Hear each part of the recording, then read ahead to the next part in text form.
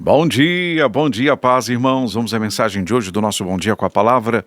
Eu leio aqui um trecho da primeira carta a Pedro, 1 Pedro capítulo 2, versos 11 e 12, para nossa meditação nesta manhã, tá bem? Então vamos lá. Diz o seguinte, essa carta que Paulo escreveu a Pedro diz o seguinte, 1 Pedro capítulo 2, versos 11 e 12.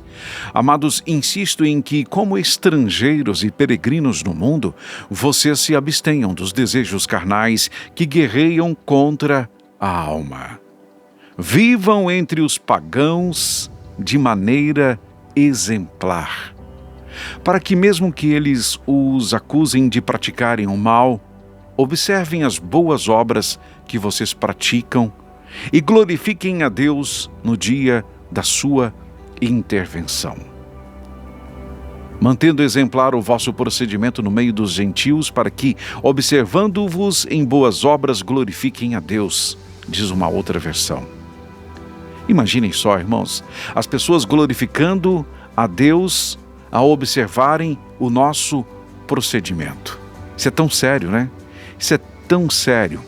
E é sobre isso que eu quero falar hoje, sobre o nosso proceder, sobre o nosso modo de proceder entre os gentios, entre os pagãos, entre os incrédulos, entre os não cristãos. Meus irmãos, isso é tão sério, tão sério. Porque nós devemos ser íntegros, corretos, retos. É algo que não precisava nem da gente dizer, né? Não precisava nem da gente reafirmar. É tão óbvio.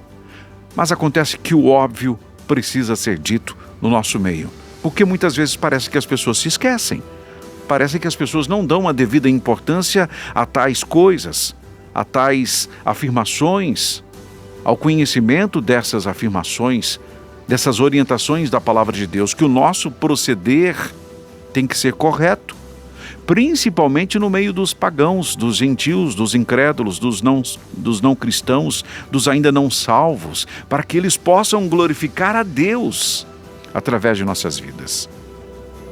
E é interessante porque muita gente está devidamente preocupada, absurdamente preocupada com o seu proceder, com o seu comportamento quando está junto de outros irmãos, quando está na igreja, por exemplo, né?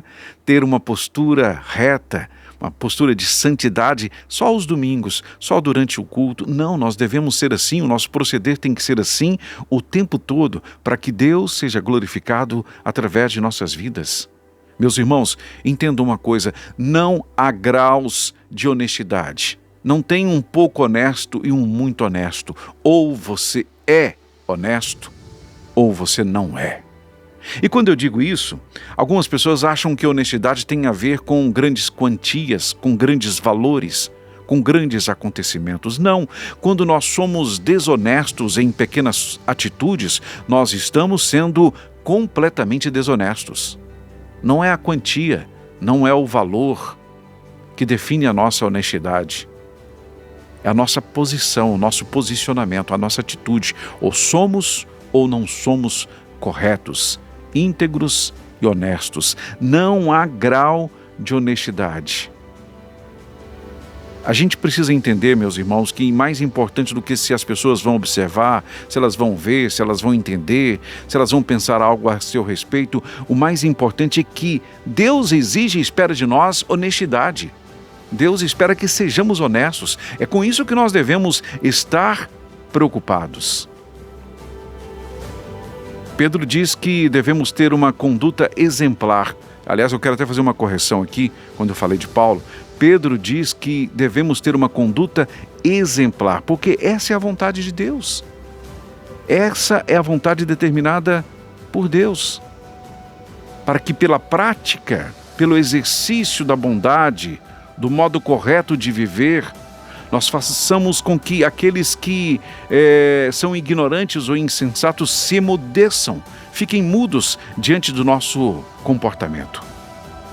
Honestidade, meus irmãos, é a melhor política, é a política de Deus, é a forma de Deus, é a verdade. Da mesma forma que não há meias verdades, também não há gente meio honesta, ou você é, ou você não é. Assim devemos ser, assim devemos proceder em tudo, em todas as coisas. Tem muita gente que cobra, né? Somos especialistas em cobrar dos outros honestidade quando muitas vezes não somos. Quando em muitas ocasiões não somos. Quando dizemos que não podemos atender alguém porque estamos ocupados, sendo que não estamos. Quando nós dizemos a alguém que não podemos atender porque... quando pedimos a outra pessoa para dizer, olha, ele não pode atender porque ele não se encontra nesse momento e você está lá. Que mentira! Isso é desonesto. Ah, Gandra, mas você está sendo radical. Não, é isso mesmo. É isso mesmo. Algumas pessoas querem ensinar seus filhos a serem honestos e cobrar honestidade, quando muitas vezes o que os filhos viram em casa é totalmente diferente daquilo que lhes é cobrado. Pensem nisso em nome de Jesus. Para que Deus seja glorificado através de sua vida, em todo o tempo, seja honesto.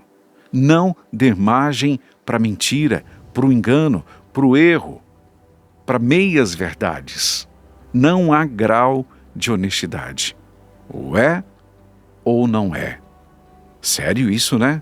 Mas é isso mesmo. Ou é ou não é. Amém? Que você reflita sobre isso. Se o seu modo de viver como peregrino aqui nessa terra exalta o nome do Senhor. Se as pessoas olham para você e enxergam um homem e uma mulher íntegra, como é que as pessoas enxergam você? Ou pior ainda, já pensou se as pessoas nos enxergarem como hipócritas? Como pessoas que pregam uma coisa e vivem outra? Como pessoas que cobram das outras aquilo que não faz? Terrível isso, né? Não quero isso para mim jamais. Eu tenho certeza que você também não. Ou espero que, pelo menos, também não. Amém? Vamos orar? Pai querido e soberano Deus, em nome de Jesus nós te pedimos. Nos mantenha firmes, Pai, custe o que custar, no caminho reto. Que a nossa vida seja um testemunho no meio dos ainda não cristãos, dos incrédulos, que possamos dar bom testemunho para a glória do Senhor. No mundo em que vivemos, Pai, é muito difícil, é muito tentador sair do caminho reto. Mas nós precisamos e entendemos, principalmente nesta manhã, Pai, que precisamos continuar firmes na caminhada para a glória do Senhor, até um dia nos encontrarmos com o Senhor. Ajude-nos a permanecer assim, para a honra e glória do Senhor, em nome de Jesus. Amém.